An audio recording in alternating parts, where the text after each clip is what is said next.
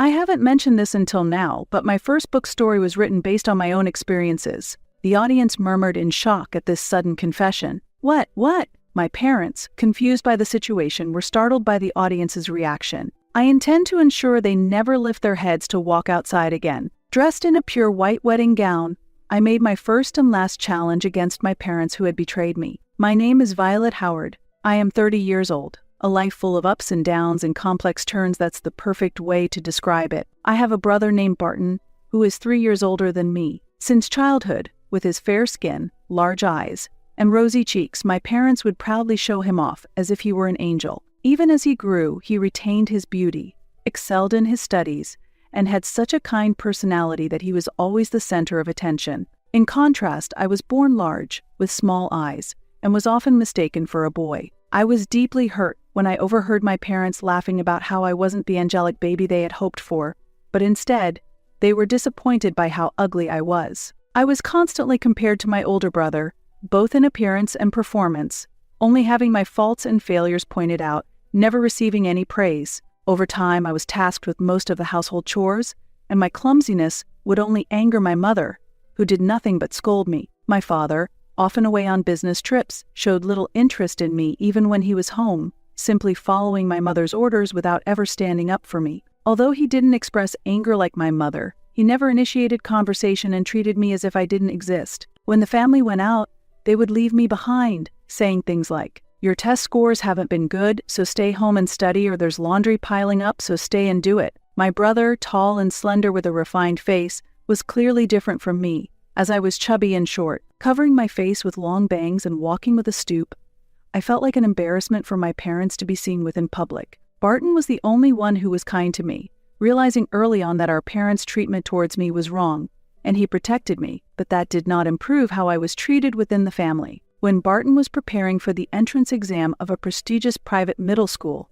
my mother ordered me to vacate my room as my presence was a disturbance to his studies. "How will you take responsibility if Barton fails his exams? He is studying to become a doctor, and you must support his dream," my mother said, instructing my father to move my belongings to a storage space under the stairs. My parents occupied the living room, and I had no choice but to stay in that cramped space. I endured, thinking I could return to my room once Barton finished his middle school exams. However, even after Barton passed, I was not allowed back in my room on the pretext that I would disturb his daily studies, and I ended up living permanently in the storeroom. By the time I was in my final year of middle school, my family was planning a move. They planned to relocate near the university Barton hoped to attend, though he hadn't yet been accepted. "Will I have my own room after we move?" I couldn't help but ask my mother one day. To my surprise, she responded cheerfully with an unexpected answer. "It will be tough to commute to middle school from the new house, right? So you should live with your grandmother. Everything is already arranged."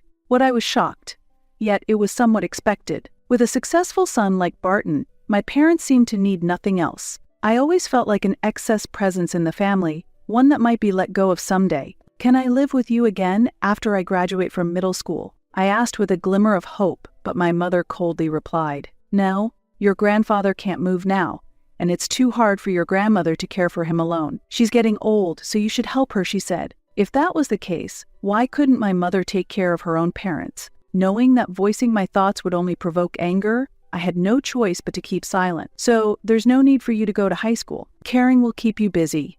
And with your abilities, it will be hard for you to find a good job, even if you graduate." My mother actually said this to me.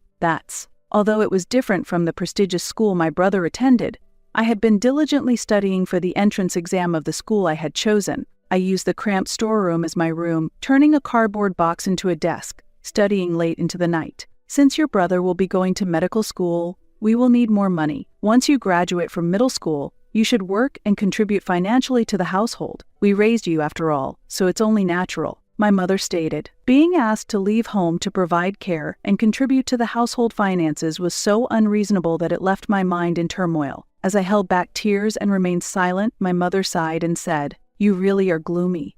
I dislike that damp disposition of yours. Why can't you be more like your brother?" Not speaking also seemed to anger my mother. I was constantly compared to my brother and felt a disappointment to her. I felt, as I always had, that there was no place for me in this house. I realized that going to my grandmother's house was the only option left for me. On the day before the family was to move, I decided to go to my grandmother's house. There was a conflict within the family when my brother tried to stop me, but I left the house as if fleeing from the situation. Carrying a few belongings, I took several trains to reach my grandparents' home. As a child, I used to visit frequently with my brother, but since middle school, my grandfather had become bedridden, and my mother had forbidden me from visiting. My grandfather was a bit stern but a quiet man, and I felt at peace in his calm presence. My grandmother was extremely kind, unbothered by small matters, and had a warm heart that accepted everything. Both of them showed equal affection towards us grandchildren, and their home had always felt like a safe haven for me. Upon my arrival, my grandmother was already waiting for me at the entrance.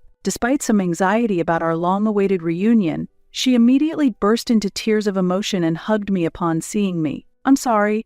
I've told her many times, but your mother has always been stubborn and won't listen. It's unforgivable for a parent to drive out their own child," my grandmother explained. Her words conveyed her numerous attempts to reason with my mother about this issue. But expecting more from parents who showed no interest in me was pointless. They were willing to sacrifice me for my brother's tuition and to support the household financially. Being with people who could show love was surely a way to a happier life. I decided to cut ties with my parents and stay at my grandmother's house until I graduated from high school. I was also prepared to care for my grandfather, but he passed away shortly after I moved in following a rapid decline in his health. Initially overwhelmed with grief, my grandmother said, "Having you here has saved me," and gradually began to smile again. Together we cooked, shopped, and shared laughs over daily occurrences, finally experiencing the warm, family-like moments I had longed for. As life settled and I found some peace of mind, I began to take care of my appearance, exploring makeup and hairstyles. My once chubby physique slimmed down as I grew,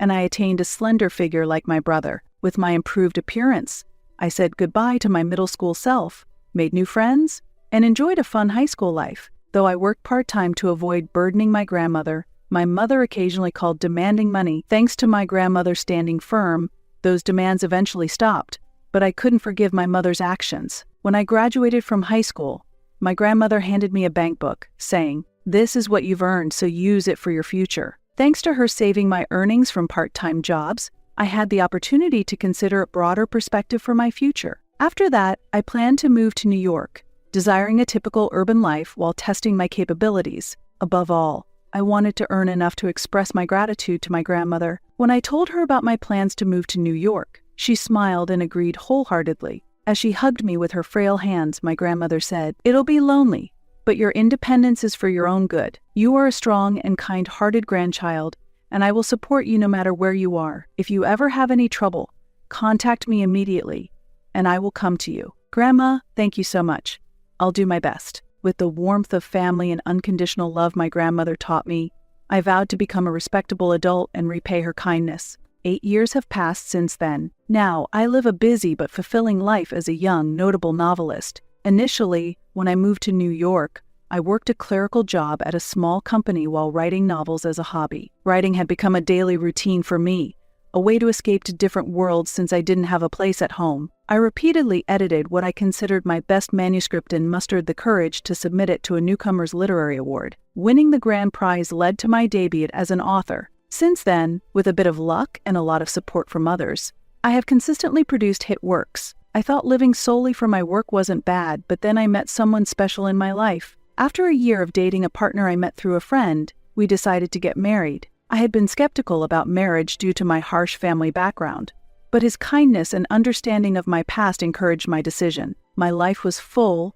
both professionally and personally, and just as I was about to start anew and try to forget the bitter memories of my childhood, my mother suddenly appeared. "Violet, oh, how beautiful you've become," she exclaimed. It happened just as I stepped out of the entrance of the condo I live in, a sudden encounter after 8 years. It felt as if a stranger had bumped into me. My mother was like someone I was meeting for the first time. She hugged me tightly and began to talk tearfully with exaggerated gestures. "It's been so long. I just had to see you. I got your address from Grandma. I'm so happy to see how wonderfully you've grown," she said. I felt uncomfortable with her demeanor, and my skin crawled at her touch. "I had heard from Barton that you became a writer, but I had no idea you were successful enough to live in such a fabulous condo. You must be doing quite well.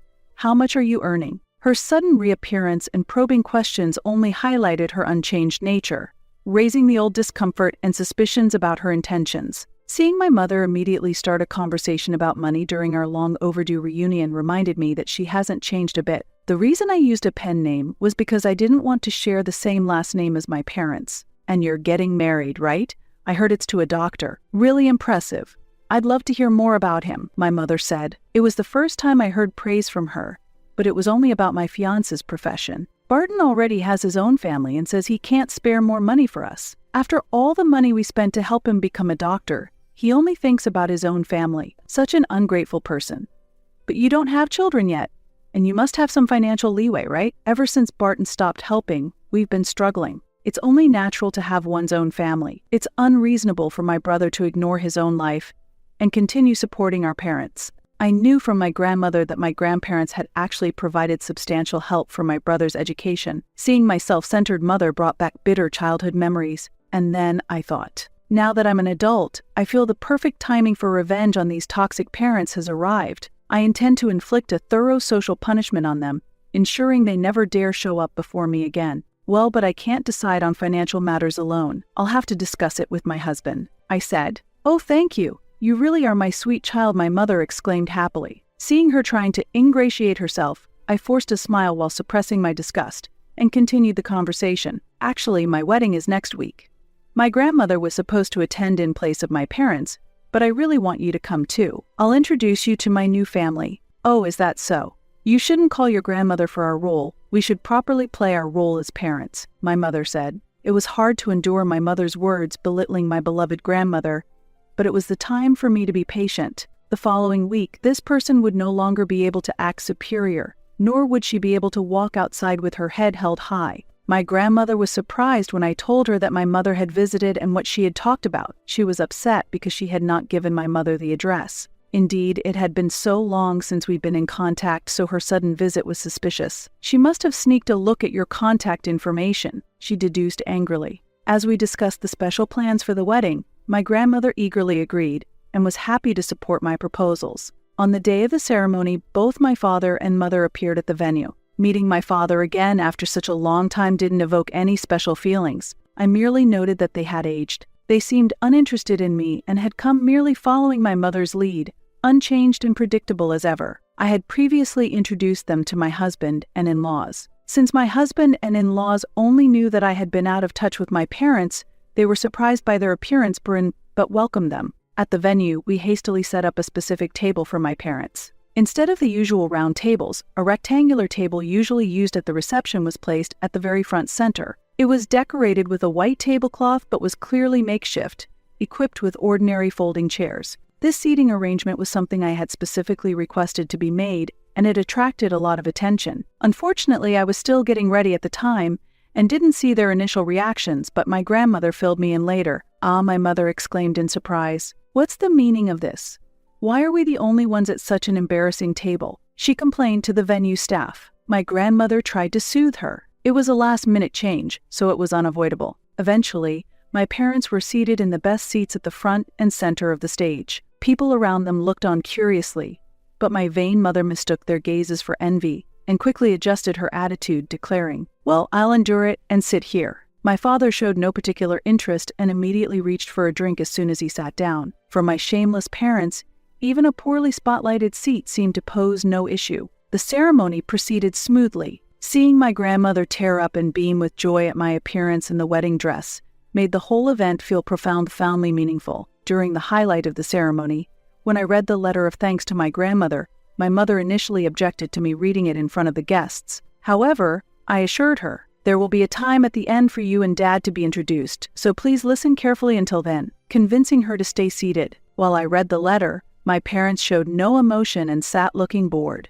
There seemed to be no sense of reflection on their part about the hardships their child endured because of them. But that was fine. If they were indifferent, I would not hold back. I was no longer the little child who could do nothing but cry. As a final point, let me introduce my parents, I said, raising my eyes from the letter to ensure they were looking, then nodded for them to come forward. As my parents eagerly stood and walked towards me, I continued speaking. What I have not disclosed until now is that my debut novel was inspired by real-life experiences. At that moment, the venue erupted into murmurs. What my parents seemed confused by the reaction of the crowd. The debut novel. which won a Newcomer's Award and became a bestseller, had made me a well-known young author. However, my disinterested parents seemed to not even understand the contents of that book. As those who have read my book might know, the protagonist is mistreated by their parents from a young age and ultimately abandoned. I, too, was constantly told I was inferior compared to my brother and grew up being negated in everything. Whenever the family went out, I was always left behind to take care of the house, I explained.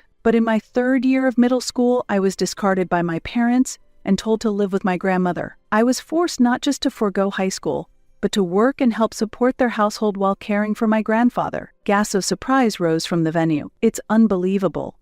After treating their own daughter like that, how can they show their faces at her wedding where the criticisms heard around? These revelations not only served to expose the truth, but also to finally hold my parents accountable in the eyes of those who had once known us as a family. Such a thing was true. Truly appalling murmurs of astonishment echoed through the room. My mother attempted a rebuttal. "Violet, don't say it like that. We just asked Grandma to help out a little with raising you." Just help out? At 15, I was driven out of the house with no support for living or education expenses. What you did was simply offload your responsibilities onto Grandma. That's unforgivable, both as a parent and as a daughter, I countered sharply. My mother, lost for words, fell silent. Just like the protagonist in my book, I too faced hardships. I didn't break down because I always had Grandma who supported and loved me. My gratitude for her is what got me through. Now, coming to me for money after all this time, I will no longer call you my parents from this point on. Please disappear from my life. With that, I made a firm declaration to my parents and poured out all my feelings, resounding through the venue. Among the audience were journalists from newspapers and magazines connected to us. Seizing the opportunity, I asked them to write about today's events and to broadcast it widely to the public. I've held back from making this public before, but now I feel it's important to expose such toxic parents to prevent other children from suffering the same fate. Also, I want to convey a message that no matter how harsh the environment, there are always people around who will support you, and that never giving up can open new paths. My call received a round of substantial applause from the audience. Camera shutters clicked as the reporters began taking pictures of my parents. Stop it. Don't take pictures, my parents panicked, covering their faces with their arms. Barton, help. Everyone is misunderstanding us as bad parents. Tell them properly. Tell them we're the parents who supported you all the way through medical school. My mother cried out. That's right, we paid high tuition fees thinking of your welfare. Tell everyone that, my father added. Even at this point, they continued to deny their faults and struggled futilely. In response, my brother, who had remained silent until now, finally exploded in anger. Enough.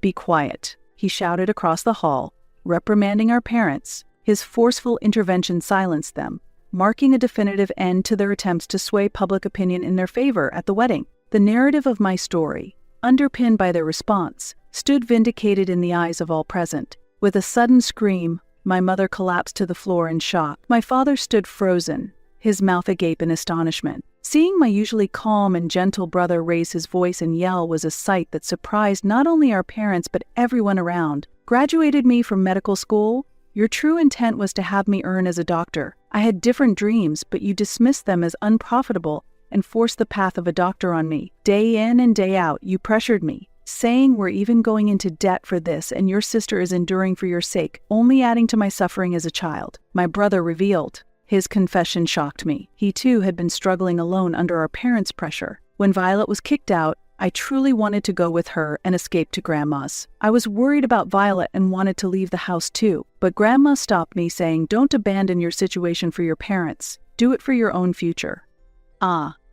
That was the first time both our parents and I had heard this. I had no idea my brother had been carrying such feelings all this time. At first, I was forced into it, but eventually, I came to want to help people as a doctor. Grandma saw that in me and advised me to use even the worst parents to realize my dreams, telling me Violet will be okay without her belief in me. I would have run away instead of becoming a doctor. Now that you can't extract money from me and are even trying to profit from the daughter you discarded, it's clear there is a problem with you as human beings. I want to make it clear at this point, I am severing ties with you, so please never show yourselves to us again, my brother declared firmly. Overwhelmed by his resolute stance, our parents were left speechless. As cameras began to click once more, they panicked and started running towards the venue's exit. Their fleeing figures were also captured on camera. My brother and I exchanged a look and nodded at each other. We are adults now. No longer will we allow ourselves to be manipulated by such toxic parents. I'm sorry things turned out this way. I apologized to my husband, who had quietly observed everything. He smiled kindly in return. I am truly grateful for his acceptance and support of the plan. If it means you are freed from your past, then it's all worth it, Violet. And your brother was impressive too. He encouraged me. My husband, 7 years older than me, has always been a pillar of support, offering the words I needed. Thank you. I expressed my gratitude. 8 years since leaving home, I had overcome many challenges and finally built a family and home with someone I truly cherish. I am deeply grateful for this happiness. 7 years after the wedding turmoil. Now at 30, I am blessed with a 6-year-old son and a 4-year-old daughter. My husband, a doctor, used to have a hectic schedule but left his position at the university hospital to take over his family's clinic. This change has given him more time to spend with us. Recently, we enjoyed a family vacation with my grandmother and hosted a Christmas party with my brother's family. Celebrating Christmas together, we deepened our familial bonds in ways I couldn't have imagined in the past. It brought me immense happiness. As for my parents, the incident at the wedding attracted more attention than expected, and the backlash they received was severe. Initially insisting they were blameless, the cold stares and criticism from relatives, friends, and neighbors eventually led them to reduce their public activities. They significantly damaged their social credibility and, finding it very difficult to continue their former lifestyle, decided to move to a remote rural area where nobody knew them. In this new place, they managed with day labor while slowly depleting their modest savings, trying to live as inconspicuously as possible. However, their nature hasn't changed, and their conversations often include bragging, clearly taking pride in their urban origins, which makes it hard for them to fit in with the local community. I heard about their situation from a trusted journalist friend, and many now know of them as my toxic parents who stirred public uproar. I am convinced that cutting ties with them was a wise decision, achieving my goals of ensuring they could not raise their heads to go outside and never appear before me again especially brought me a great sense of relief. Meanwhile, the unexpected turn of events at the wedding not only made headlines but also brought renewed attention to my debut novel, leading to an unexpected and exciting opportunity for it to be adapted into a drama. Though I wasn't fortunate with my parents, I am blessed with a wonderful brother and a loving grandmother. Now I am building a happy family life with my loving spouse, surrounded by our delightful children. I couldn't ask for more happiness than this. Tomorrow is Grandma's birthday, so let's make lots of special dishes, I called out to the children playing in the yard, and they all cheered in joy. At that moment, their bright, shining smiles and hearty laughter warmed my heart further, deepening my love and appreciation for